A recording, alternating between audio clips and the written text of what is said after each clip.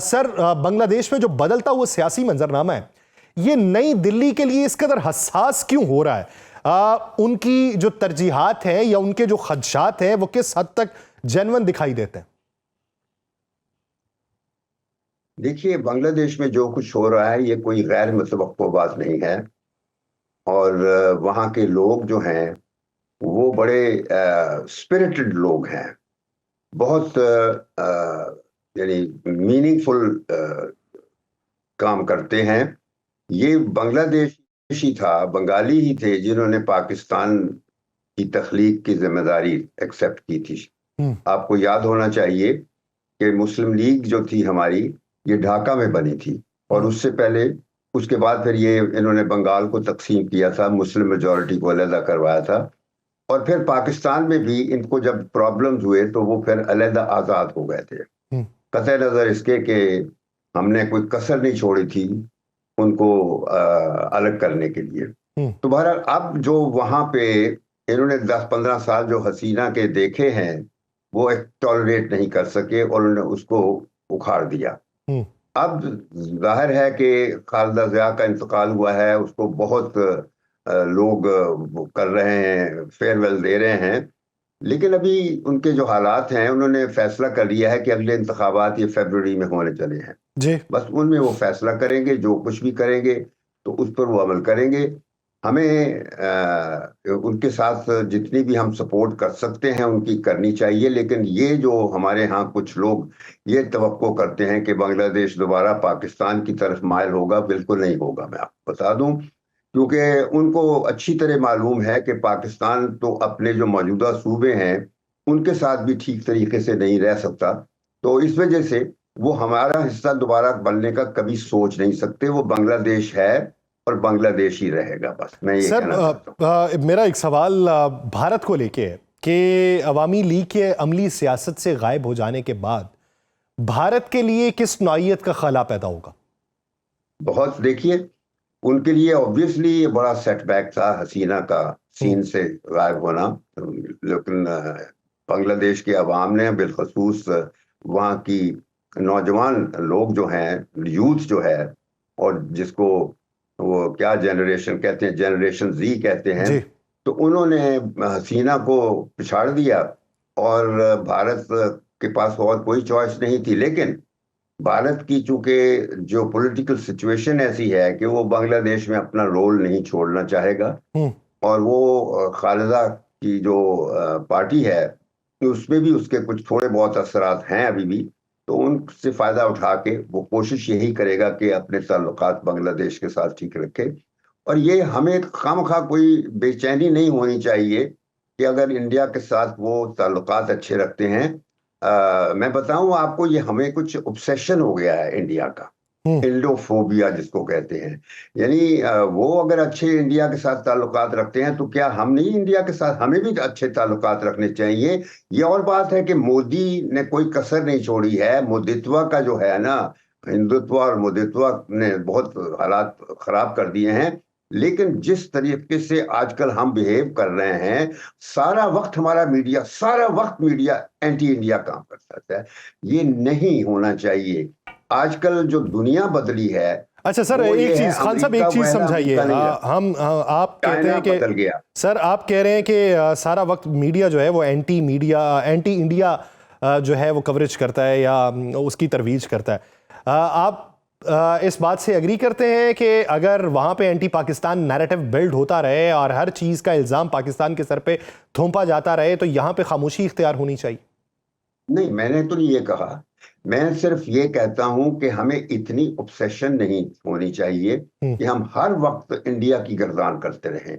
अब वक्त आ गया है, मेरी बात सुन लीजिए जरा, मैं जो कहना चाहता हूं। मैं ये नहीं कहता कि जो इंडिया प्रोपेगेंडा कर रहा है उसका जवाब ना दे, उसका भरपूर जवाब, बल्कि हमारे लोगों ने ऐसे जवाब दिए थे जिससे उनको शय होती है।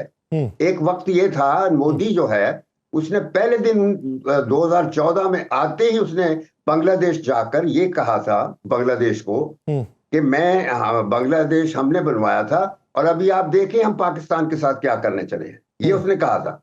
और ये फिर किया, यानी 2015 में या 16 में वो जाती उम्र आया है। और जाती उमरा भी ऐसा कि हमारी फौज तक को खबर नहीं थी। वहां उसने मोदी के साथ इतनी पींगे बनाई कि इंडियन मीडिया ने ये कहना शुरू कर दिया था कि अब हमारी इन्वेस्टमेंट इतनी है कि हम यानी जो है ना पाकिस्तान में अपनी मर्जी की हुकूमत ला सकते हैं उस वक्त। यानी नवाज शरीफ उस वक्त इख्तियार में था। तो मेरी बात सुनिए, आप लोग ये नहीं सोचते कि हमारे सियासतदानों ने कितनी शय दी थी मोदी को, जाके लाइन में साथ के हुक्मरानों की लाइन में खड़ा हो गया था हमारा प्राइम मिनिस्टर। जिस वक्त मोदी ने ओथ टेकिंग ली थी, वो उसकी ओथ टेकिंग थी, यानी क्राउन पोशी थी, जिसमें जाकर हमारे 7 सार्क के मेंबर, जिसमें हमारा प्राइम मिनिस्टर भी खड़ा था। मैंने उस वक्त भी मना किया था कि मत जाओ। फिर उफा चला गया, उफा में जाकर वो अंदर बैठा हुआ, ये 50 मीटर अंदर जाकर पैदल चल के गया। मोदी शुरू दिन से हमारे हुक्मरानों की बेइज्जती करता रहा है, और इन लोगों ने उसका सर इतना चढ़ा दिया था, जिसकी वजह से वो कभी पुलवामा करता है, कभी पहलगाम करता है, कभी मेमोगेट या क्या डॉन लीक्स करवाता है। ये सब हमारे किस्से हैं जो हमें भूलने नहीं चाहिए। हमारे हुक्मरानों के करतूतों की वजह से मोदी को शय हुई है सारा कुछ करने की।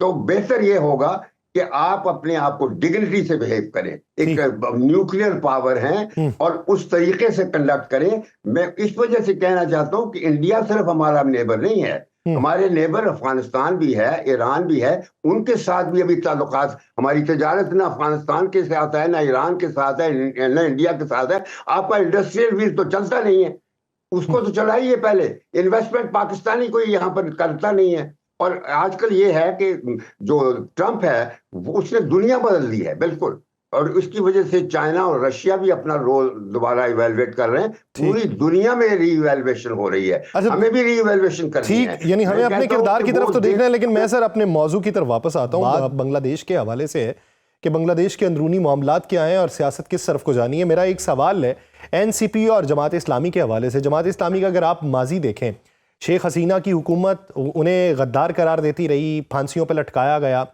तो अब अगर फर्ज कर लें कि वो इक़्तिदार में आते हैं, तो ये भारत के लिए कितनी परेशानी हो सकती है, या फिर चेन ऑफ कमांड जो है वो बांग्लादेश के अंदर किस तरीके से तब्दील होगा? आपको क्या परेशानी है अगर भारत को बांग्लादेश में जमात इस्लामी की मौजूदगी से परेशानी होती है? तो आपको परेशानी नहीं होनी चाहिए, ये बांग्लादेश का मसला है। They will manage it. मैं आपको बता देता हूं, हमसे बेहतर मैनेज करेंगे। ये मैं एक चीज है। तो ये आप सिर्फ ये इवेलुएट करना कि जी चूंकि जमात इस्लामी शेख हसीना बहुत मुखालिफ थी, तो ये बातें छोड़ दीजिए। उनकी इंटरनल पॉलिटिक्स जो थी जमात इस्लामी सर आप काबिल एहतराम है सर। इंटरनेशनल अफेयर्स पे बात या तजियाकारी तो मुख्तलिफ ममालिक के अंदर होती है। वो यूरोप में बैठे हुए भी बांग्लादेश के अंदरूनी मामलात के ऊपर डिस्कशन कर रहे होंगे। मैं ये कुली तौर पे पाकिस्तानी अवाम के लिए ये प्रोग्राम नहीं कर रहा। यानी इंटरनेशनल अफेयर्स के ऊपर बात की जाती है, दो ममालिक के दरमियान जो खारजा पॉलिसी है उसके ऊपर तो राय दी जा सकती है। अंदरूनी मामलात हैं वो किस तरीके से बेयर करते हैं, ये तो उनका अपना अंदरूनी मामला। ये कह रहे हैं ना कि जमात इस्लामी से कोई मसला पैदा होगा। जमात इस्लामी बांग्लादेश में एक बड़ी जमात है, ये मैं बता दूं, बहुत बड़ी जमात है। और इस वक्त आजकल के हालात में उसकी इंपॉर्टेंस है। और ये भी मैं कह देता हूं कि इंडिया जो है वो हर जो डोमिनेटिंग पावर होगी बांग्लादेश में उसके साथ वो ताल्लुकात रखेगा, बिल्कुल रखेगा। ये देखिए ना, अभी वो खालिदा जिया के इंतकाल पर उनका फॉरेन मिनिस्टर भी आया हुआ था।